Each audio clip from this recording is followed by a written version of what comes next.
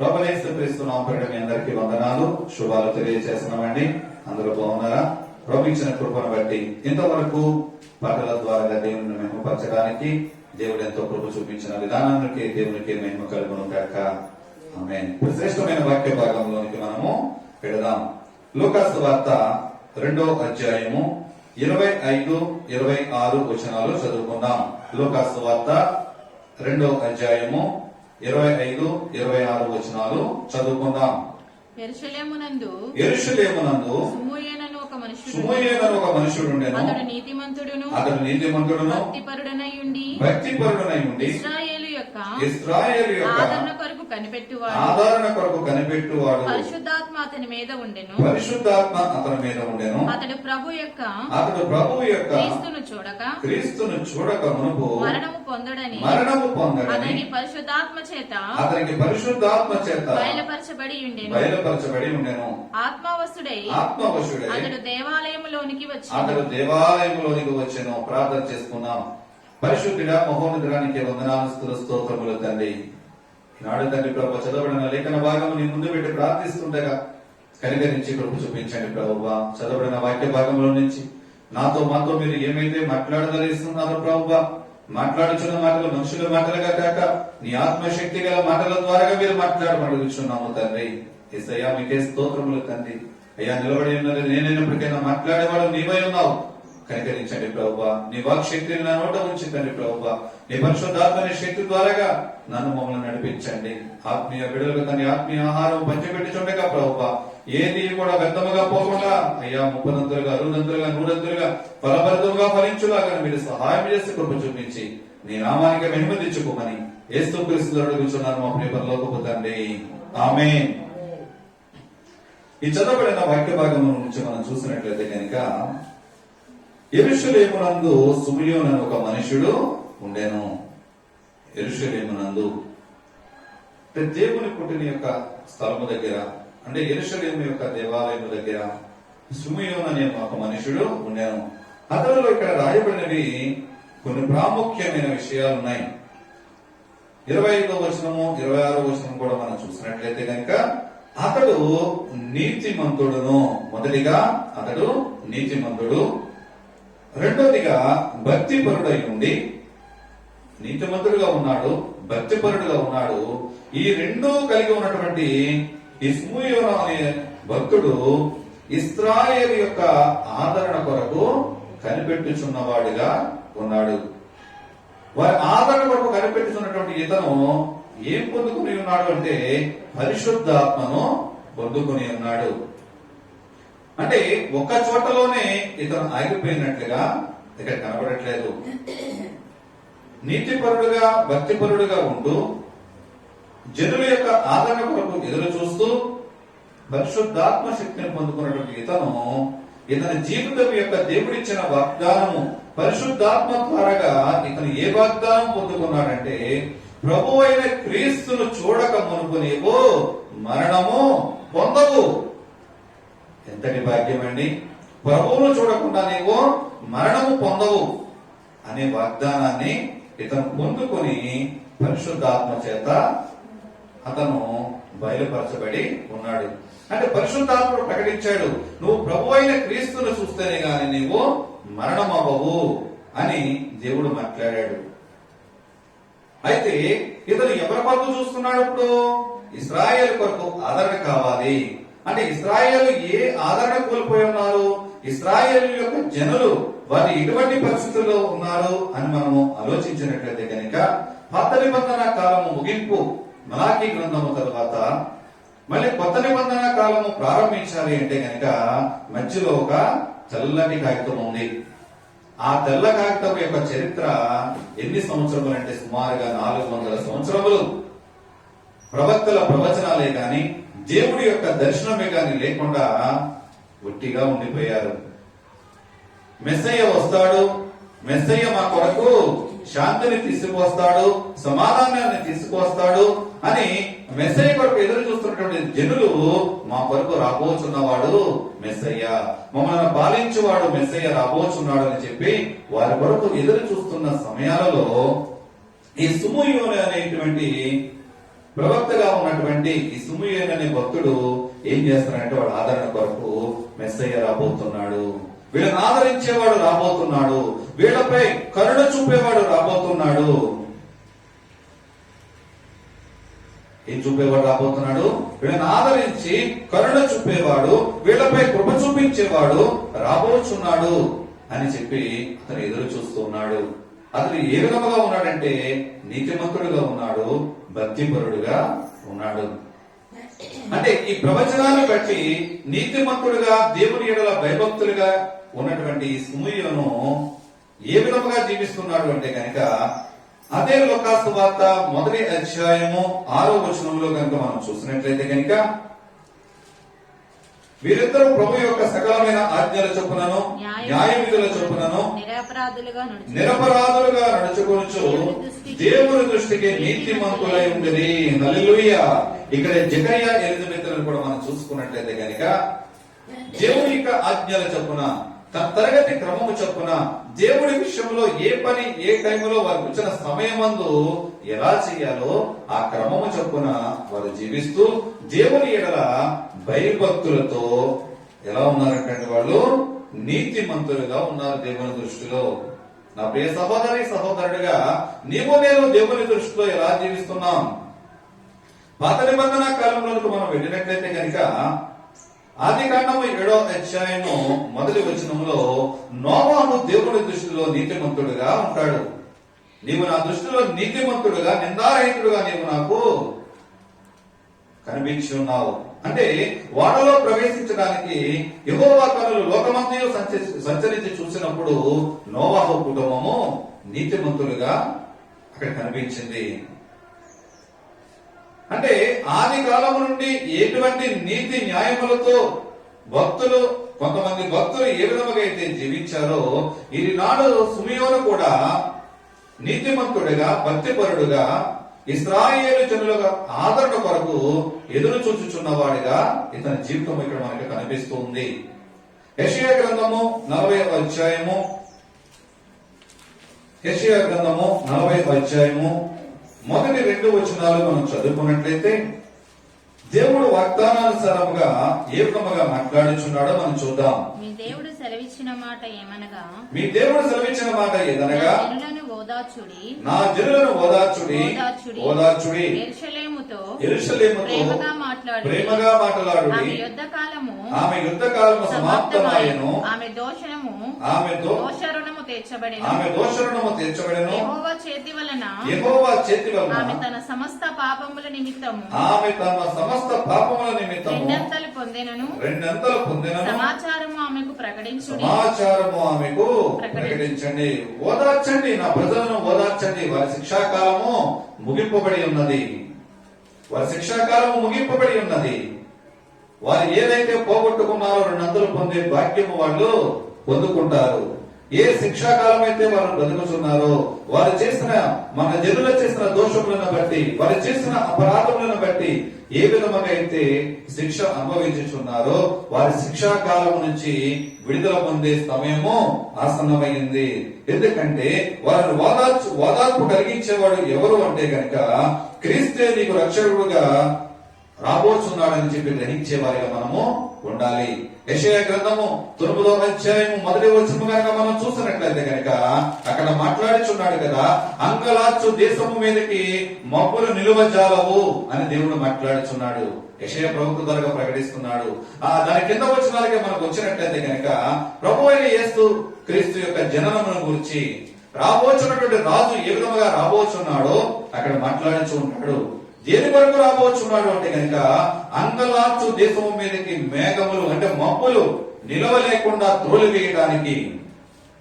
ఎటువంటి చీకటి బ్రతుకులలో ప్రజలు బ్రతుకుచున్నప్పటికైనా ఎటువంటి పాప బంధకములలో సమస్యలతో ఇరుకులతో ఇబ్బందులతో అశాంతితో అసమాధానముతో కొట్టుమిట్టులాడుచున్నటువంటి మేఘములతో వారు కప్పబడినటువంటి జనులకు ఆ మేఘములను తుడిచివేయడానికి ఆ మబ్బు అనే చీకటిని తుడిచివేయడానికి ఆశ్చర్యకరణ తన వెలుగులోకి నడిపించడానికి తండ్రి అయినటువంటి దేవుడు ఈ లోకములకు తన కుమారుణ్ణి ఈ లోకములోనికి పంపించడానికి సిద్ధపడి ఉన్నాడు. రాబోచున్నటువంటి కుమారుడు ఏ విధముగా రాబోచున్నాడు అని అంటే కనుక మనుష్య కుమారుడుగా తనను తాను తగ్గించుకొని రిక్తుడుగా ఈ లోకానికి వచ్చి ఉన్నాడు. మనుషుని ఎలా చేశాడు దేవుడు అంటే కనుక తనకంటే కొంచెము తక్కువగాడిగా చేశాడు. తన స్వరూపములో తన రూపములో ఉండాలని కోరుకున్నటువంటి దేవుడు ఈ లోకమంతటిని నా పోలికలో ఉన్నటువంటి ఈ నరుడు పరిపాలించాలని చెప్పి తనకంటే కొద్దిగా కింద స్థాయికి దేవుడు నరుని తయారు చేశాడు.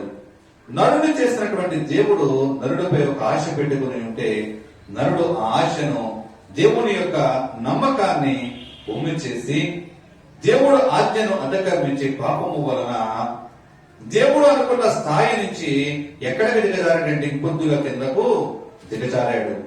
దేవుడు అనుకున్న ఆశ ఏమిటంటే కనుక నా తర్వాత నా రూపంలో ఉన్నటువంటి నరుడు నా తర్వాత ఉండాలి, వారి తర్వాత దేవదూతలు ఉండాలని చెప్పి దేవుడు కోరుకున్నాడు. కానీ దేవుని తర్వాత దేవదూతలు, దేవదూతల తర్వాత నరుడుగా 3వ స్థానంలోనికి నరుడు వచ్చి ఉన్నాడు. కానీ తండ్రి అయినటువంటి దేవుడు కుమారుణ్ణి ఈ లోకంలోనికి ఏ విధముగా పంపాలని చూసుకున్నాడు అంటే కనుక ఒక ఉన్నత స్థలంలో ఉన్నటువంటి దేవాది దేవుడు తన తర్వాత స్థానంలో ఉన్నటువంటి దేవదూతల కన్నా కింద స్థానంలో ఉన్నటువంటి మనుషులలోనికి ఈ పాప దేహములోనికి నరరూపిగా ఈ లోకంలోకి పంపించాలని చెప్పి దేవుడు నిర్ణయించుకుని ఆ రాబోతున్నటువంటి కుమారుడు ఏ విధమైన పనులు చేయడానికి వస్తున్నాడు అని ఆలోచించినట్లయితే కనుక అంగలార్చు దేశం మీద ఉన్నటువంటి మబ్బులను తొలగించడానికి లోకంలోనికి రాబోచున్నాడు.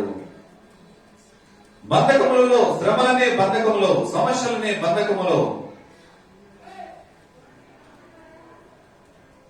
వేదననే బంధకములలో, అనేక శోధనలలో బంధింపబడినటువంటి జనులకు విడుదల కలిగించడానికి, బానిసత్వం అనే బంధకములలో బంధింపబడడానికి విడుదల కలిగించడానికి మనుష్య కుమారుడిగా ఈ లోకానికి రాబోచున్నాడని చెప్పి అనేక మంది ప్రవక్తలు, యెషయా ప్రవక్త ద్వారాగా, మీకా ప్రవక్త ద్వారాగా, ఇర్మియా ప్రవక్త ద్వారాగా ప్రకటింపబడినటువంటి దేవుడు తన కుమారుణ్ణి ఈ లోకానికి పంపించున్నాడు.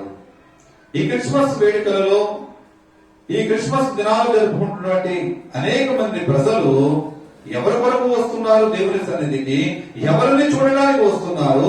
ఆయన సన్నిధికి వచ్చినటువంటి ఆయన బిడ్డలుగా పిలువబడుతున్నటువంటి నీవు నేను దేని కొరకు వస్తున్నాం, ఏమి వినడానికి, ఏమి చూడడానికి వస్తున్నామని మనం ఆలోచించినట్లయితే కనుక గత కాలంలో మనం మాట్లాడుకున్నాం.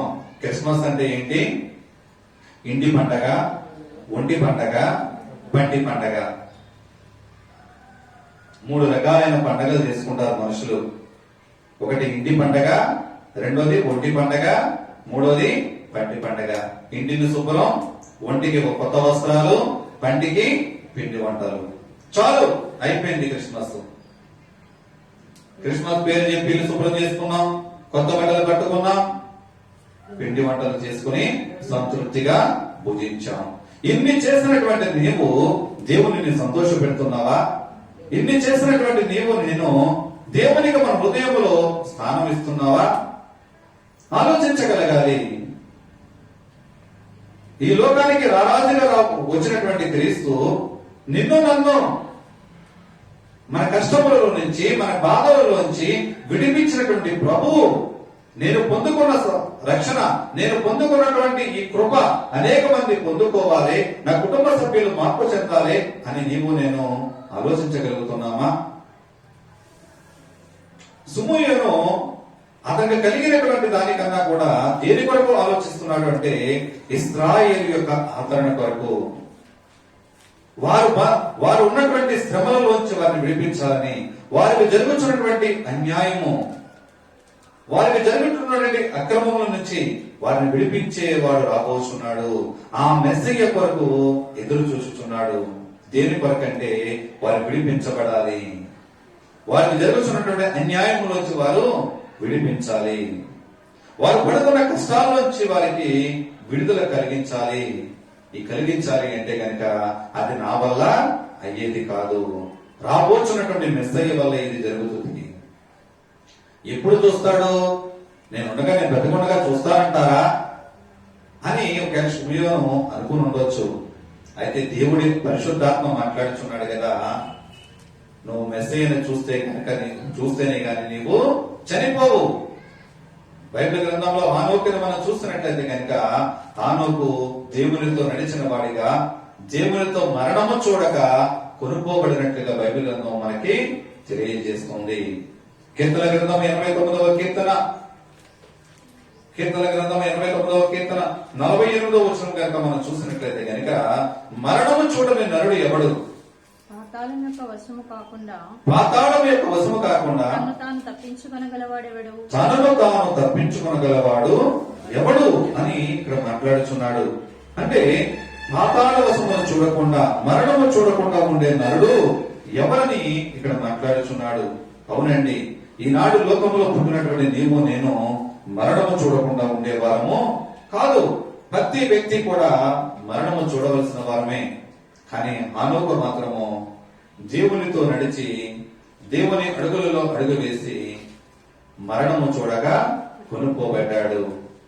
అలాగే భక్తుడైనటువంటి ఏలియా, ప్రవక్తగా ఉన్నటువంటి ఏలియా మరణము చూడక అతను కూడా కొనుక్కోబడ్డాడు. ఇక్కడ సుమయోనును బట్టి కూడా దేవుడు అదే మాట్లాడుచున్నాడు. నువ్వు మెస్సయ్యని చూడక మరణము కావు. ప్రవచనాత్మకంగా మాట్లాడుతున్నటువంటి మాటల ద్వారాగా నేను మెస్సయ్యను చూస్తేనే గాని నేను చనిపోను అని చెప్పి ఒక నీతిపరుడుగా భక్తిపరుడుగా ఉన్నటువంటి సుమయోను ఆలోచిస్తూ ఉన్నాడు. ఇక్కడ యెషయా ప్రవక్త ద్వారా రాసినటువంటి 40వ అధ్యాయంలో మనం చూసినట్లయితే కనుక ఇక్కడ ఇశ్రాయేలు జనము కలిగినటువంటి శ్రమలను బట్టి వారి శ్రమకాలము తీరిపోయింది, వారి కష్టకాలము తీరిపోయింది కనుక నా జనులను ఓదార్చండి, నా జనులను ఓదార్చండి.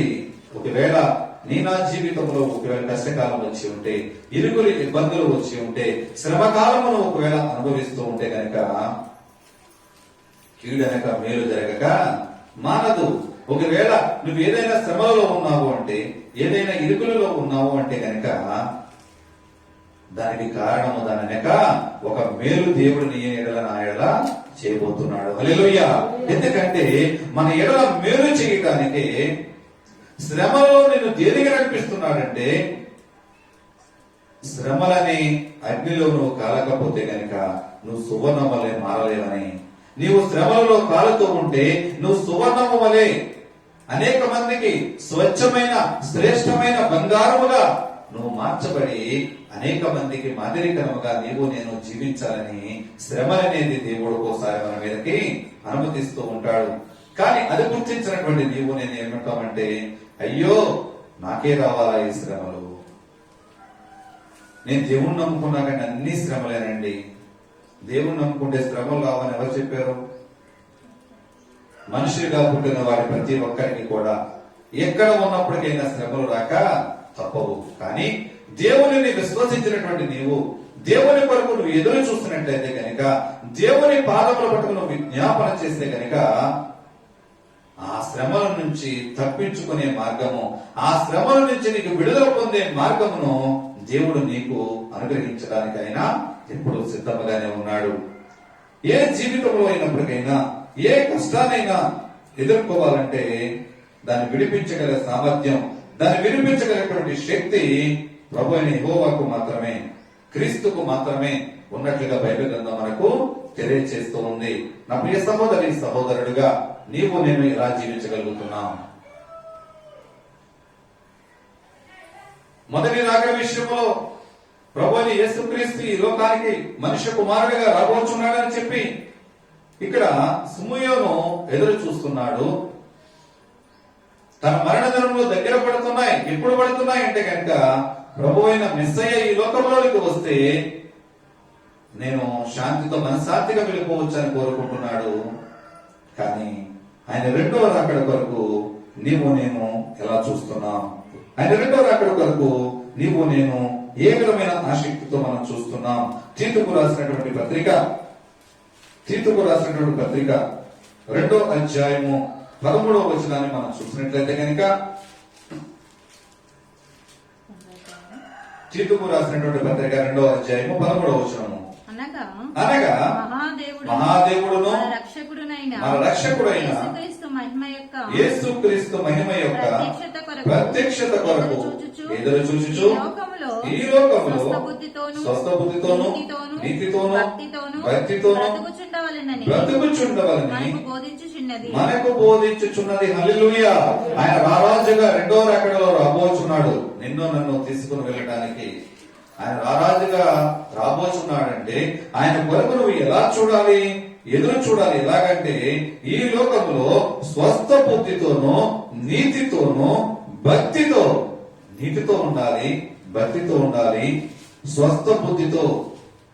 అంటే స్వస్థ బుద్ధితో కాకుండా స్వస్థమైన దేహంతో అనొచ్చు కదా. స్వస్థమైన బుద్ధితో అంటే నా హృదయాలు, నా బుద్ధులు, నా గుణగణాలు ఎలా ఉన్నాయంటే భ్రష్ట జీవితంలో భ్రష్టమనే రోగం పట్టుకుని ఉన్నాయని చెప్పి మాట్లాడుచున్నాడు. స్వస్థ బుద్ధితో అంటే మంచి బుద్ధి కలిగి నువ్వు దేవుని కొరకు ఎదురు చూడాలి. దేవుని ఎడల భక్తి కలిగి జీవించాలి, నీతి కలిగి ఆయన కొరకు ఎదురు చూడాలని చెప్పి ప్రవక్తల గ్రంథాలు మనకి లేఖనాలు బయలుపరుస్తున్నాయని చెప్పి అపోస్తలుడైన పౌలు గారు ఇక్కడ మాట్లాడుచు ఉన్నాడు. నేను ఆలోచనలు ఎలా ఉన్నాయి? దేవుని ఎడల, దేవుని రాకడ కొరకు, రెండవ రాకడ కొరకు నీవు నేను ఏ విధముగా దేవుని చూచుచున్నాం? ఎటువంటి నేత్రముల గల వారిగా దేవుని మనము చూస్తున్నాం? ఏ నేత్రముల ద్వారాగా ఎటువంటి ఆసక్తితో మనము దేవుణ్ణి చూస్తున్నాం అన్నది మనము ఆలోచించగలగాలి. ఆయన మందిరానికి ఉత్సవం వెళ్ళామని కాదండి, ఆయన ఏ విధముగా ప్రార్థన చేస్తున్నాం? దేవుని కొరకు క్రిస్మస్ అంటే ఒకరోజు పండగైనా, లేకపోతే డిసెంబర్ మాసంలో డిసెంబర్ నెలలోనే క్రిస్మస్ ఆరాధన? నీతి సూర్యుడు ఉదయించాడు, నీతి సూర్యుడికి గుర్తుగా నక్షత్రం వెలిసింది అని చెప్పి ఆ నెలలోనే మన కుటుంబాలలో నక్షత్రాల, మిగతా 11 నెలల్లో కూడా మన బ్రతుకులు చీకటి బ్రతుకులేనా? మిగతా 11 నెలల్లో కూడా దేవుని కొరకు మనం ఆరాధించలేమా? కానీ సుమయోను మాత్రము తన జీవితంలో దేవుని కొరకు ఎదురు చూస్తూనే ఉన్నాడు. దేని కొరకు అంటే ఇశ్రాయేలు ప్రజలు ఆదరణ కొరకు. ఈనాటి సమాజ లోకంలో మనం చూస్తున్నట్లయితే కనుక పంటలు వేసినటువంటి రైతులు చేతు పంట కోతగానికి వచ్చింది, కానీ పైన కారు మబ్బులు వేస్తున్నాయి. ఏం ఆలోచిస్తారు వాళ్ళు? అయ్యో కోత వేసుకొని చుట్టే బాగుండేదే, నా పంట నేను లోపలికి తెచ్చుకుంటాను అంటే ఆ శ్రమకాలం నుంచి విడుదల పొందాలి, ఆ వర్షాభారం నుంచి విడుదల పొందాలి, పాడి పంటలతో నా కుటుంబం ఆశీర్వదింపబడాలి, ఈ పంటలకి నేను పెట్టినటువంటి పెట్టుబడి, ఈ అప్పుల నుంచి నేను ఉపశమనం పొందాలి. ఎన్ని ఆలోచిస్తూ ఉంటారండి. ఆ సమయంలో ఎవరైనా వచ్చి ఆదరిస్తారా? ఆదరించేవాడు ఒకే ఒక్కడండి, ప్రభు అయిన క్రీస్తు మాత్రమే.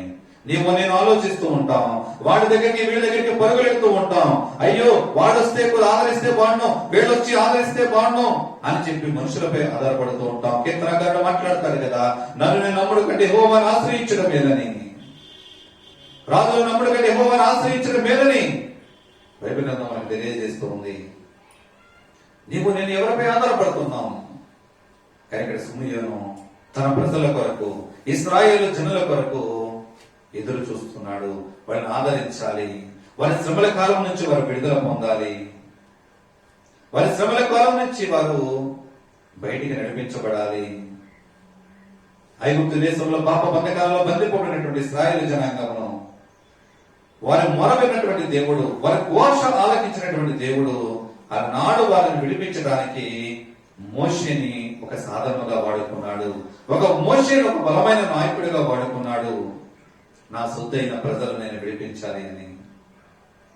కానీ ఈనాడు సమాజంలో బంధింపబడినటువంటి ప్రజలు, ఈనాడు త్రోవ తప్పిపోయి నశించిపోతున్న ఆత్మలను వెతికి రక్షించడానికి నిన్ను నన్ను కూడా ఒక బలమైన సాధనలుగా దేవుడు వాడుకోవాలని ఆశపడుతున్నాడు. నిన్ను ఈ లోకానికి ఒక పెట్టుబడిగా దేవుడు ఎందుకు పంపించాడు అంటే కనుక నిన్ను పెట్టి ఒక ప్రణాళిక కలిగి లోకములు అనేక ఆత్మలు నశించిపోతున్నాయి, వారందరినీ వెతికి రక్షించి ఒక ఫలవంతమైన ద్రాక్షావళి వలె ఉండాలని అనేక మందికి మాదిరికరముగా జీవిస్తూ అనేక మందిని త్రోవ తప్పిపోయినటువంటి జనులను, మార్గమ కారక తెలుసున్న ప్రజలను తన మార్గంలోనికి నడిపించాలన్న ఉద్దేశంతో దేవుడి ఈ లోకానికి నిన్ను పరిచయం చేశాడు. అయితే ఈ లోకానికి వచ్చినటువంటి నీవు నేను ఆయన ఆశను తీర్చగలుగుతున్నామా? ఈ లోకానికి నడిపించబడేటువంటి నీవు నేను దేవుడు ఆశపడిన రీతిగా, దేవుడు ఆశకు అనుగుణంగా నీవు నేను జీవిస్తూ ఎంతమందిని నడిపించాము. అయ్యో క్రిస్మస్ అంటే దేవుని ఆరాధించడం, క్రీస్తుని ఆరాధించడం అండి. అయ్యో నా హృదయం అంతా క్రిస్మస్ ఆరాధనే, నా హృదయం అంతా దేవుడే, నా కుటుంబం అంతా సంతోషమే. దేవుని సంతోష పెట్టలేనటువంటి నీ కుటుంబము సంతోషముగా ఉన్నదని భ్రమపడుచున్నామే కానీ ఎటువంటి సంతోషం మనలో లేదండి. ఒక ఆత్మను రక్షించలేనటువంటి నీవు నేను సంతోషపడుతున్నామని భ్రమలో ఉంటున్నామంతే. ఈ లోకంలో అందరూ నవ్వుతున్నారు, నేను నవ్వుతున్నాను అనుకుంటున్నావు తప్ప నిజమైన సంతోషము క్రీస్తు నీలో పుట్టినప్పుడే, నిజమైన క్రీస్తు నీలో జన్మించినప్పుడే. ఇక్కడ సిమియోను తన మరణము కొరకు ఎదురు చూస్తున్నటువంటి సిమియోను ఇశ్రాయేలు యొక్క ఆదరణ కొరకు మెస్సయ్య రాబోతున్నాడు, రాబోతున్న మెస్సయ్య వీరి యొక్క విడుదల చేసే సమర్థ కలిగినటువంటి దేవుడై ఉన్నాడని చెప్పి ఇశ్రాయేలు జనుల యొక్క ఆదరణ కొరకు ఎదురు చూచుచున్నాడు. కానీ నీవు నేను ఆయన రెండవ రాకడ కొరకు ఇందాక తీతు పత్రికలో రాసిన విధముగా మన హృదయ బుద్ధితో, అంటే స్వస్థ బుద్ధి గల హృదయముతో దేవుని యందు భయభక్తులు కలిగి నీతితో బ్రతుకుతూ ఆయన రెండవ రాకడ కొరకు ఎదురు చూడగలుగుతున్నామా?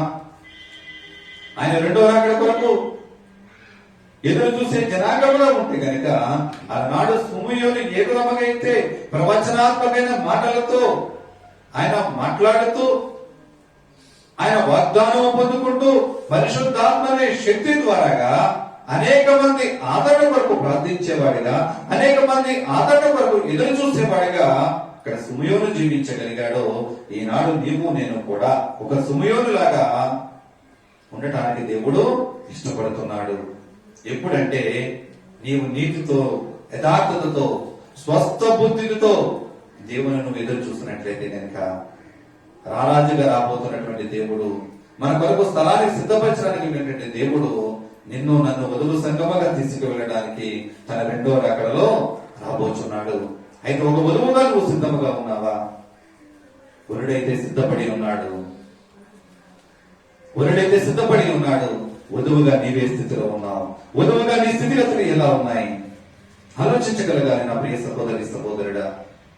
ఎందుకంటే ఇక్కడ సిమియోను ఎవరి కొరకు ఎదురు చూస్తున్నాడో ఆ వ్యక్తి రానే వచ్చి ఉన్నాడు. 8వ నాడు సున్నతి చేయించడానికి ప్రభు అయిన క్రీస్తును యెరూషలేముకు తీసుకొచ్చినటువంటి తల్లిదండ్రులు యెరూషలేము దేవాలయానికి తీసుకొచ్చినట్టే ఆత్మవశుడిగా దిగి వస్తున్నాడు మందిరంలోనికి. ఎవరు ఆత్మవశుడిగా వస్తున్నాడు?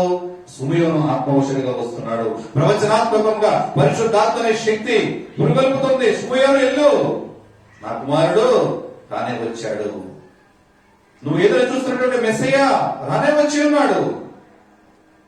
ఆత్మవశుడిగా దేవాలయంలోనికి వచ్చినటువంటి సిమియోను వెంటనే ప్రభువును చూసి మాట్లాడుచున్నాడు కదా.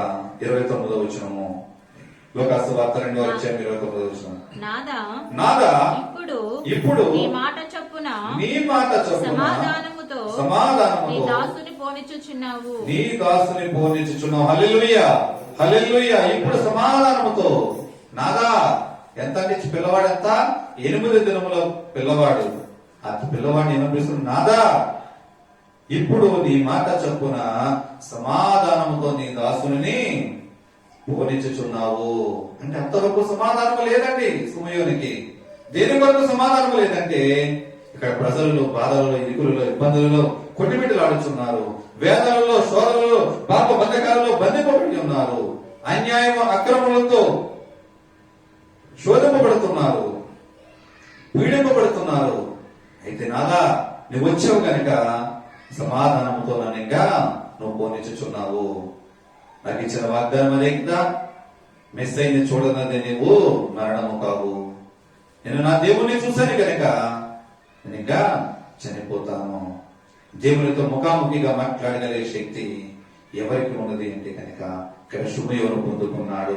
అలనాడు మోషే ముఖాముఖిగా మాట్లాడాడు ప్రభువుతో.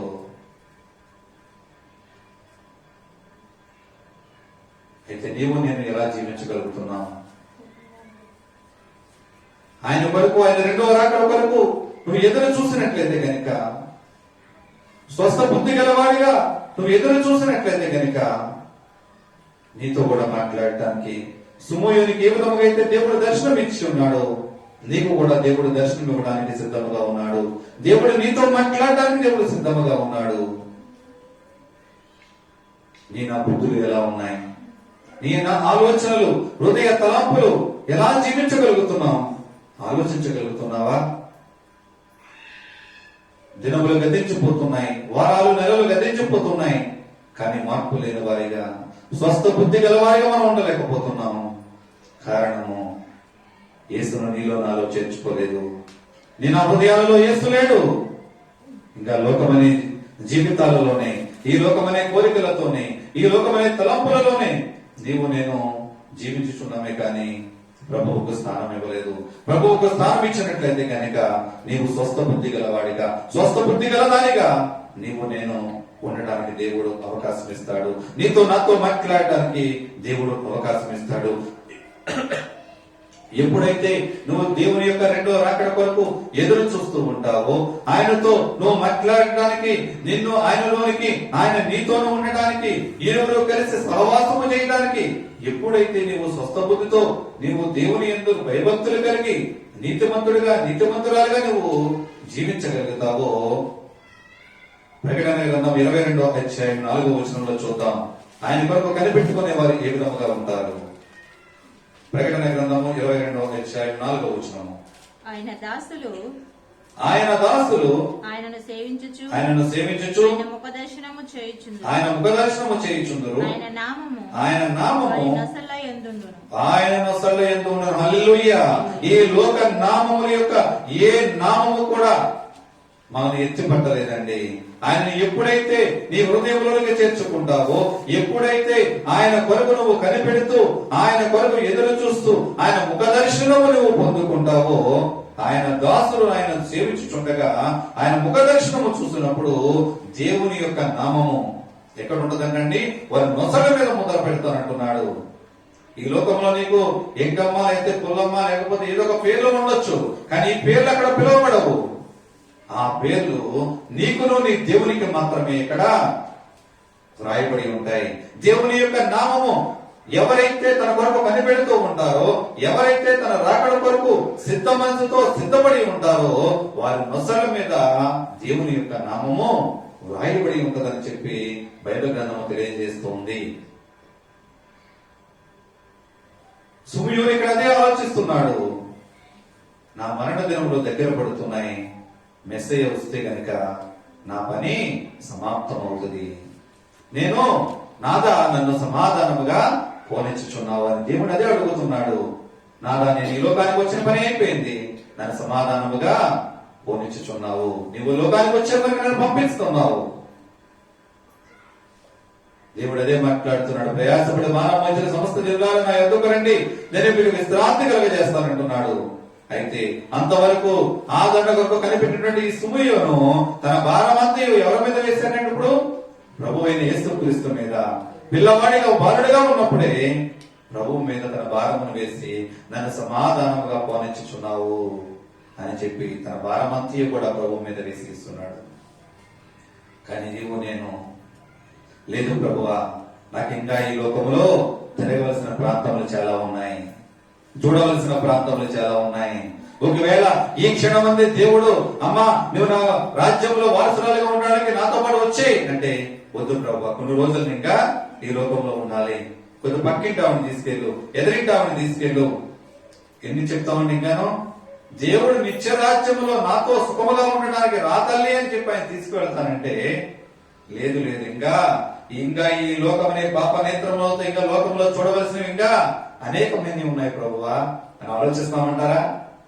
ఆలోచిస్తామండి. ఇంకా ఎందుకంటే మన పాపపు పొరలు ఇంకా పోలేదు, మన నేత్రాలు ఉన్నటువంటి పాపపు పొరలు ఇంకా పోలేదు.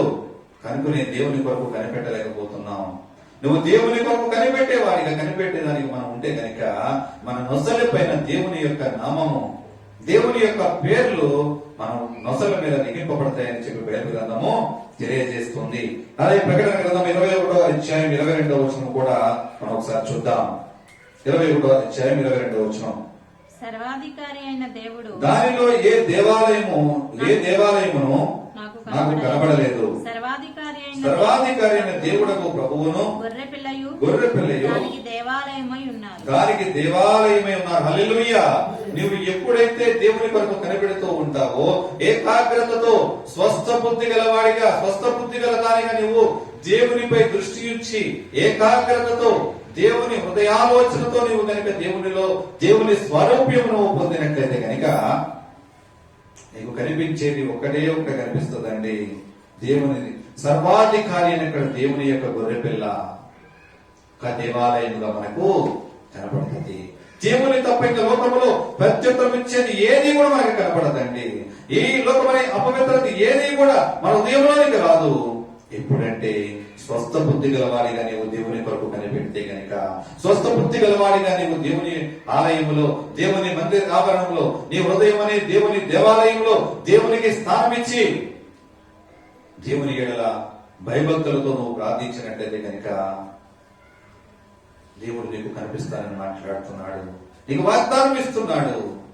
ఎందుకంటే ఈ లోకమనే శ్రమల నుండి, ఈ లోకమనే కష్టముల నుండి, ఈ లోకమనే పాప బంధకముల నుండి విడుదల కలిగించినటువంటి దేవుడు రారాజుగా గొర్రెపిల్లగా ఈ లోకానికి వచ్చినటువంటి ప్రభువు నీ కొరకు నా కొరకు అనేక నశించిపోతున్న ఆత్మలను నిన్ను నన్ను ఆయన కొరకు నడిపించాలని చెప్పి దేవుడు ఆశపడుతున్నాడు.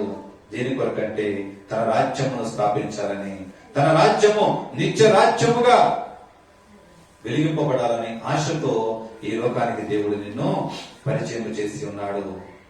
నీవు పొందుకున్న రక్షణ ఆనందం ఎంతమందికి పంచిపెడుతున్నావు? నువ్వు గుర్తెరిగినటువంటి ప్రభువును ఎంతమందికి నువ్వు పరిచయం చేస్తున్నావు? నువ్వు గుర్తెరిగినటువంటి దేవుని మార్గంలోనికి ఎంతమందిని నడిపిస్తున్నావు? అయితే లోక జనుల యొక్క ఆదరణ కొరకు ఏ విధముగా నువ్వు ఎదురు చూస్తున్నావు?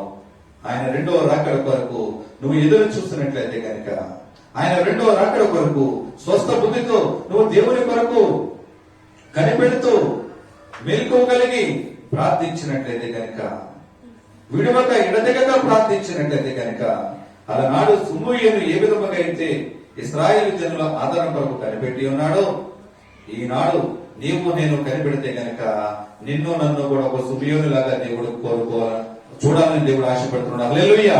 నిన్ను నన్ను కూడా దేవుడు ఒక సుమయోను వలె నీవు ఉండాలని, ఒక సుమయోను వలె నీవు నేను జీవించాలని దేవుడు ఆశపడుతున్నాడు. అయితే నీవు నేను ఎదురు చూస్తున్నామా? నశించిపోతున్న ఆత్మను రక్షించాలని ఆశ కలిగి ఎదురు చూస్తున్నామా? ఆయన రెండో రాకడ కొరకు మెలకువ కలిగి ప్రార్థించే వారిగా మనం ఉంటూ ఆయన రెండో రాకడ కొరకు సిద్ధ మనసు కలిగే వారిగా ఎదురు చూస్తున్నామా? స్వస్థ బుద్ధితో, నీతితో, న్యాయములతో యథార్థవంతులుగా ఉండేవారిగా ఎదురు చూస్తున్నామా? అలా ఎదురు చూస్తున్నట్లయితే కనుక నీ పాప బంధకముల నుంచి విడిపించడానికి ఈ లోకానికి వచ్చినటువంటి దేవుడు తన రెండవ రాకడలో ఒక వధువుగా నిన్ను తీసుకుని వెళ్ళడానికి అలనాడు సుమయోను ఏ విధముగా సిద్ధంగా ఉన్నాడో నిన్ను కూడా నీలో ఒక సుమయోను తీసుకువెళ్ళినట్టుగా నిన్ను తీసుకువెళ్ళడానికి ఆయన సిద్ధముగా ఉన్నాడు. అటువంటి గొప్ప పరిశుద్ధాత్ముడి దేవుడు మనందరికీ కలుగజేయును గాక. ఆమేన్. ప్రార్థన చేసుకుందాం. దేవాని స్తోత్రములు తండ్రి, పరిశుద్ధుడా మహోన్నతుడా మహిమగల తండ్రి, మీకే వందనాలు స్తోత్రములు చెల్లించుండగా ఈనాడు చెప్పబడిన మాటలలోంచి సుమయోను ఏ విధముగా అయితే ఇశ్రాయేలు యొక్క ఆదరణ కొరకు ఎదురు చూసి ఉన్నాడు ప్రభువా, ఈనాడు లోకంలో మా జనులు నశించిపోతున్నారు ప్రభువా. మా ప్రజలు వారు చేసిన దోషపరాధములను బట్టి ఈ లోకంలో పాప బంధకాలలో బంధిపడిన మా జనులను రక్షించడానికి ఒక సాధనగా మనం వాడుకుంటారని నమ్ముచున్నాము తండ్రి. అవును రాజ్యం అయ్యా, ఇంతవరకు మా హృదయం తండ్రి ప్రభు ఈ లోకమైన పాప భూషంలో కూలిపోయినది నాన్న. స్వస్థ బుద్ధి గలవారిగా అయ్యా నీలో కనిపెట్టే భాగ్యమును మాకు ఇచ్చినందుకు మీకే స్తోత్రములు చెల్లించున్నాము. అవును తండ్రి, స్వస్థ బుద్ధి గలవారిగా మా జనులను మేము రక్షిస్తూ అయ్యా నీ కొరకు ఒక బలమైన సాధనలుగా వాడబడుతూ నీ రాజ్యంలోనికి వారసులుగా వారసగతులుగా మమ్మల్ని వాడుకుంటూ అలనాడు సుమయోను ఏ విధముగైతే నీ కొరకు ఎదురు చూసి ఉన్నాడో అటువంటి ఎదురు చూసే ఆదరణ, కాపుదల, భద్రత, అటువంటి హృదయ ఆలోచన తలంపులు నాకు మనందరికి అనుగ్రహించి కృప చూపించి విత్తబడిన ఆత్మీయ ఆహారము ఫలభరితముగా ఇప్పుడు హృదయములో ఫలభరితముగా సహాయం చేసి కృప చూపించి నీ నామానికి మహిమ తెచ్చుకోమని యేసుక్రీస్తు అడుగుచున్నాను మా పేపర్లో గొప్ప తండ్రి. ఆమేన్. అందరికీ వందనాలండి.